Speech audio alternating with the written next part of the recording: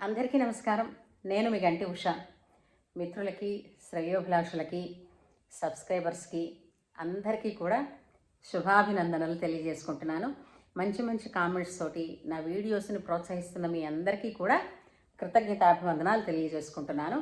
మనం రామాయణం చెప్పుకుంటున్నాం కదా, రామాయణ కథాసుధ అని చెప్పుకుంటున్నాం. అందులో భాగంగా గత వీడియోలో సీతారాముల వారి కళ్యాణం వరకు చెప్పుకున్నాం. సీతారాముల వారి కళ్యాణంతో పాటు మొత్తం నలుగురు అన్నదమ్ములు, అంటే రామ, లక్ష్మణ, భరత, శత్రుఘ్న నలుగురికి కూడా సీత, ఊర్మిళ, మాండవిక, శృతకీర్తిలతోటి వివాహం జరగడం మనం చెప్పుకున్నాం. అత్యంత అద్భుతమైనటువంటి వివాహం అది. ఆ వివాహాలు ఒక వేదిక మీద జరగడం కన్న తల్లిదండ్రులకి ఎంతో పండుగ లాంటిది. అంతేకాకుండా దేవతలు సైతం వచ్చి దీవించి వెళ్ళారు. అయితే ఆ వివాహం పూర్తి జరిగిన తర్వాత అందరూ ఆ రాత్రి అక్కడ విశ్రమించి మర్నాడు పొద్దున్న విశ్వామిత్రుడు వీళ్ళందరికీ కూడా వీడ్కోలిచ్చి బయలుదేరి వెళ్ళిపోయాడు.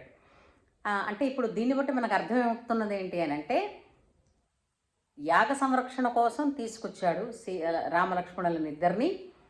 ఆ తీసుకొస్తున్న క్రమంలో అతను తాటకని, సుబాహుణ్ణి వధించారు. మారీచుణ్ణి ఏమిటది 100 యోజనాల అనంతరం దూరంలో సముద్రంలో విసిరేశారు. తర్వాత అహల్య శాప విమోచనం జరిగింది. తర్వాత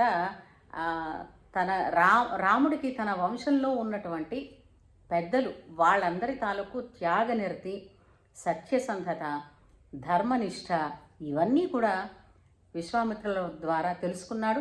అంతేకాకుండా విశ్వామిత్రుల గొప్పతనం కూడా శతానందుల వారి ద్వారా తెలుసుకుని ఒక చక్కటి పరిపక్వమైనటువంటి వ్యక్తిత్వాన్ని రూపొందింపజేసుకున్నాడు. తను చేసుకున్నాడా అనే దానికన్నా గురువులు మలచారు అలాగే. అంతే, ఇంక అక్కడితో వివాహం కూడా జరిపించేసిన తర్వాత, ధనుర్యాగం చూపించడానికి తీసుకొచ్చి వివాహం కూడా జరిపించేసిన తర్వాత ఇంకా విశ్వామిత్రుల వారి పాత్ర ఇక్కడితో ముగిసింది రామాయణంలో. అంతే, అతను అందరి దగ్గర వీడ్కోలు తీసుకుని వీళ్ళందరినీ ఆశీర్వదించేసి నూతన వధూవరులను అందరినీ ఆయన బయలుదేరి వెళ్ళిపోతారు. అప్పుడు దశరథ మహారాజు వారు మహావేడుకగా తన 9 కొడుకుల్ని, 9 కోడళ్ళని వెంట పెట్టుకుని తన పరివారాన్ని పట్టుకుని తిరిగి నేను అయోధ్యకి బయలుదేరుతానని జనక మహారాజు దగ్గర అందరి దగ్గర కూడా వీడ్కోలు తీసుకుంటారు. అంటే సెలవు తీసుకుని బయలుదేరడం. అయితే మన వాళ్ళు ఆత్మీయులు బయటికి వెళుతున్నారు అనుకోండి, మనం వాళ్ళని సాగనంపడానికి కొంత దూరం వెళతాం వాళ్ళతో కలిసి, అంతే కదా. అలాగే జనక మహారాజు కూడా నేను కొంత దూరం నడిచి వస్తానన్నారు. ఎందుకనంటే పిల్లండి, కూతురు ఒకళ్ళ ఇద్దరు, తన 9 కూతుళ్ళని ఇచ్చారు కదా, తన కూతుళ్ళు 2, తమ్ముడు కూతుళ్ళు 2. అయితే ఇచ్చేటప్పుడు ఉత్తరే పంపిస్తాడా, సారీ కట్న కానుకలు ఉండాలి కదా.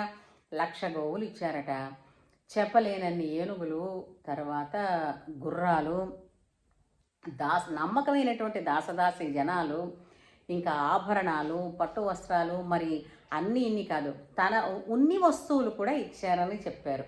దీన్ని బట్టి అంటే హిమాలయాల వైపు వెళుతూ ఉండగా మిథిలా నగరం ఉన్నది అని అంటే అక్కడ వాళ్ళకి చలి ఎక్కువ కదా, అందుకు ఆ చలిని కాచేటువంటి బట్టల్ని ఇచ్చారు, ఉన్ని వస్త్రాలు ఎక్కువ ఇచ్చారని వాల్మీకి గారు రాశారు కూడా అనమాట వాళ్ళకి.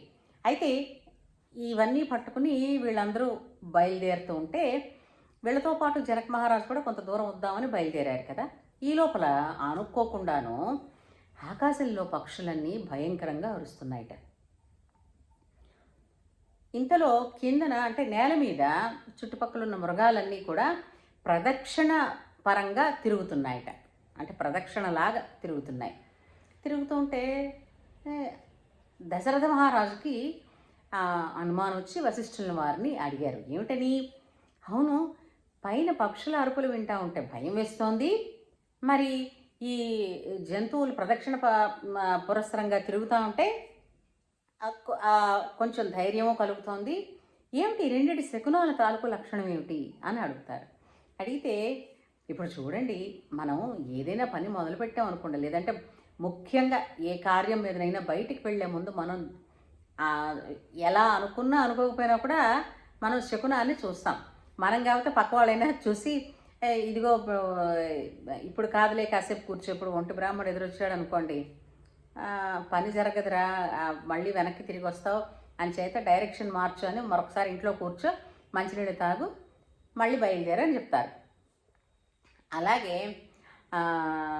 ఇద్దరు బ్రాహ్మణులు ఎదురొచ్చారు అని అంటే మహావిశేషం, అదృష్టమయ్యా నీ పని అయిపోతుంది అంటారు. కన్నెపిల్లలు ఎదురొచ్చినా సరే మహాశుభం అంటారు. ఇలా ముత్తైదు ఎదురొచ్చినా, లేదా పాల ప్యాకెట్ పట్టుకుని అంటే పాల గిన్నెతో పువ్వులతో ఎదురొచ్చినా కూడా ఇవన్నీ కూడా చాలా శుభశకనాల కింద మనకి చెప్తూ ఉంటారు. అయితే ఇవన్నీ ఒకటి పురాణాలు అని చెప్పి పారేస్తున్న వాళ్ళని మనం ఏం చెప్పలేం. కానీ ప్రకృతి నైజం అది.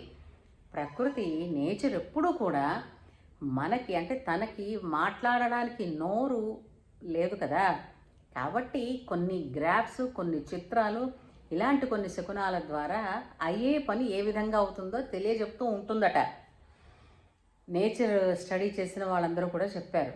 సరే, అయితే దశరథుల వారు ఇలా అడిగేసరికల్లా వశిష్ఠుల వారు అంటారు, దీన్ని బట్టి ఒకటి తెలుస్తోంది, ఆపదైతే వస్తుంది కానీ అది శుభపరిణామంగా మారిపోతుంది, అంచేత భయపడక్కర్లేదు అని వశిష్ఠుల వారు చెప్పారు.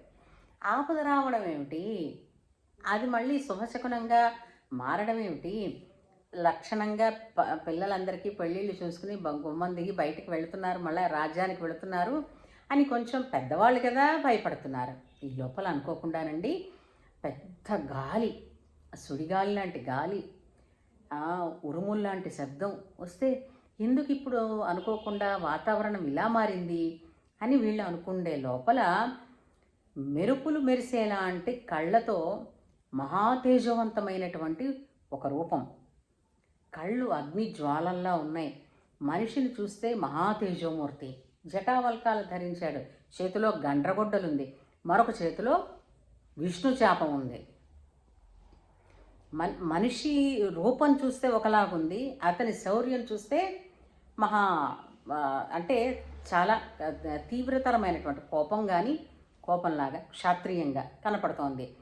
ఈ ద్వంద్వ అంటే ఈ మిళితమైనటువంటి భావాలు ప్రస్ఫుటింపచేసే ఈ వ్యక్తి ఎవరా అనుకుని వీళ్ళు అనుకునే లోపల పరశురాముల వారు వచ్చారు అని చెప్పి వశిష్ఠుల వారు అనడం దశరథుల వారు విని కొంచెం భయపడిపోతారు.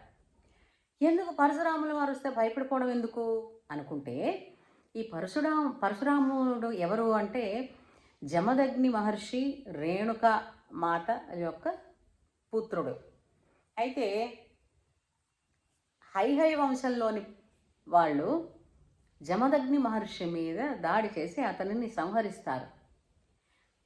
ఆ నెపంతో తల్లి పరశురామ రక్షించు, కాపాడరా అని కొడుకుని పిలుస్తున్నప్పుడు, కొడుకు అప్పుడు అంటే పరశురాముడు అప్పుడు యజ్ఞం కోసం తండ్రి గారికి సమిధలు ఏరుకు రావడానికి వెళ్ళాడు అడవిలోకి. ఆమె 21 సార్లు ఎలుగెత్తి అరిచి ఈ హైహయరాజ వంశంలో ఉండేటువంటి అంటే కార్తవీర్యార్జునుడి కొడుకుల్ని ఆమె అడ్డుకుంది. పాపం 21 మార్లు అడ్డుకుంది. ఈ 21 మార్లు వీళ్ళు అంటే అతన్ని దాడి చేసి సంహరించేసి వెళ్ళిపోయారు. వీళ్ళు వెళ్ళిపోయారు. ఈ కేకలు విని పరశురాముడు లోపలికి వచ్చి తీవ్రతరమైనటువంటి కోపంతో 21 సార్లు నువ్వు పిలిచావు కదమ్మా, అలాగే 21 సార్లు నేను భూమి మీద దండయాత్ర చేసి క్షత్రియుడన్నవాడిని లేకుండా చేస్తానని శపథం తీసుకున్నాడు. ఆ నిమిత్యార్థమే భూమి మీద ఉన్న ఎందరో మంది రాజుల్ని సంహరించి ఆ భూమి అంతా కూడా తీసుకున్నాడు. ఆయనకే వచ్చింది మరి, అంతే కదా. అయితే ఆ సమయాల్లో దశరథుడు ఎలా తప్పించుకున్నాడు, జనకుడు ఎలా తప్పించుకున్నారు అంటే ఒకానొక కథ చెప్తారు. అతను పల్లకీలో కూర్చుని చేతికి గాజులు వేసుకుని నేను ఆడవాళ్ళలాగా చేయి చూపించాడట దశరథుడు, అందుకని విడిచిపెట్టారు అని అంటారు. అలాగే జనక మహారాజు కూడా వాళ్ళు తప్పించుకున్నవాడు, పరశురాముడి దండయాత్ర నుంచి తప్పించుకున్నవాడు అనమాట వాళ్ళిద్దరూ. అయితే అమ్మో ఇప్పుడు వచ్చేసరే అని అనుకుని పిల్లలిద్దరూ పసివాళ్ళు అని ఇతను అప్పుడే వెంటనే ఉండేది ఏమిటి, బతిమాలే ధోరణిలోకి వెళ్ళిపోతారు కదా దశరథుడు. వెళ్ళిపోతా ఉంటే ఇప్పుడే పెళ్ళయింది, పసిపిల్లలు భార్గవరామ, ఎందుకంటే అతనికి భార్గవరామ అనే పేరు కూడా ఉంది అతనికి. అందుకని ఆయన ఏంటంటారంటే, విడిచిపెట్టవయ్యా పసిపిల్లలయ్యా, జాలి చూపించాలనే లోపల రాముడు చాలా నిబ్బరంగానే నిల్చుంటాడు. అయితే పరశురాముడు అంటాడు, ఒకప్పుడు విశ్వకర్మ శివచాపము విష్ణు చాపము 2 చాపాలు తయారు చేశాడు ఒకానొక కార్యమై. ఆ పని అయిపోయిన తర్వాత శివచాపము మిథిలానగరంలో దాచాడు, విష్ణు చాపాన్ని ఇక్కడ రుచిక మహర్షి ఆశ్రమంలో దాచారు. రుచిక మహర్షి విశ్వామిత్రుడికి అంటే సోదరి భర్త అన్నమాట రుచిక మహర్షి అంటే. అయితే ఆ విధంగా విశ్వామిత్రుడు నిన్ను ఇక్కడికి తీసుకొచ్చారు, నువ్వు శివధనస్సు విరిచావని తెలిసింది కాబట్టి ఇది విష్ణు శాపం, దీన్ని ఎక్కుపెట్టు అంటాడు. నువ్వు నిజంగా పౌరుషవంతుడు అయితే దీన్ని ఎక్కుపెట్టు అని అనగానే రాముల వారికి కొంచెం పౌరుషం వస్తుంది. నాన్న మీరు ఎందుకు అలా బతిమాలుతారు, ఇలా తిండని ఆ విష్ణు శాపాన్ని ఆయన చేతిలోంచి అందుకున్నప్పుడే ఒక్కసారిగా ఆ భార్గవరాముడికి ఆ విల్లు అందుకుంటున్నటువంటి శ్రీరామచంద్రుడు సామాన్యుడు కాడని అర్థమైపోతుంది. అవలీలగా విష్ణు శాపాన్ని ఎక్కుపెట్టి నారి సంధించి బాణాన్ని పట్టుకుంటాడు.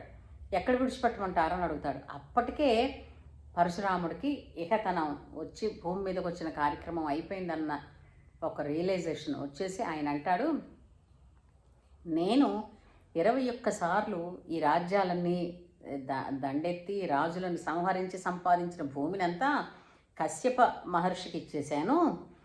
అంచేత ఇంకా నేను జయించిన పుణ్యలోకాలు, కొన్ని పుణ్యాలు ఉన్నాయి, పుణ్యశక్తులు, అవన్నీ నీకు ధారపోసేస్తాను. ఒక్క ఆకాశగమనం అనేటువంటి విద్య ఒకటి ఉంది, ఆ ఒక్కటి నాకు వదిలేయి, నా ఆ విద్యను మాత్రం ఇవ్వను, ఉన్నవన్నీ నువ్వు తీసుకో, నేను తపస్సుకు వెళ్ళిపోతానని చెప్పేసి అతను ఒక్క క్షణంలో రెప్పపాటలో అక్కడి నుంచి మాయమైపోయి వెళ్ళిపోతారు. అంటే చూసారా, భార్గవరాముడు అనేటువంటి ఒక భయం, ఒక ఆపద వచ్చింది, మళ్ళా వెంటనే అది చాలా శుభ పరిణామంగా మారి వెళ్ళిపోయింది. అంటే మళ్ళీపోయింది, ఆపద మళ్ళీపోయింది అన్న సంగతి తెలిసిన తర్వాత మళ్ళీ అందరూ హాయిగా ఆనందంగా ఊపిరి పీల్చుకుని ఎదర ప్రయాణం సాగించి తిరిగి అయోధ్య తన కొడుకులు కోడళ్లతోటి తన బియ్యాల వారిచ్చినటువంటి సంబారాలన్నింటితోటి కూడా అయోధ్యానగర ప్రవేశం చేశారు దశరథ మహారాజు అనేటువంటి ఈ శుభ వాక్యం దగ్గర ఈరోజు ఈ వీడియోని ఇక్కడికి ఆపుతున్నాను. జై శ్రీరామ్.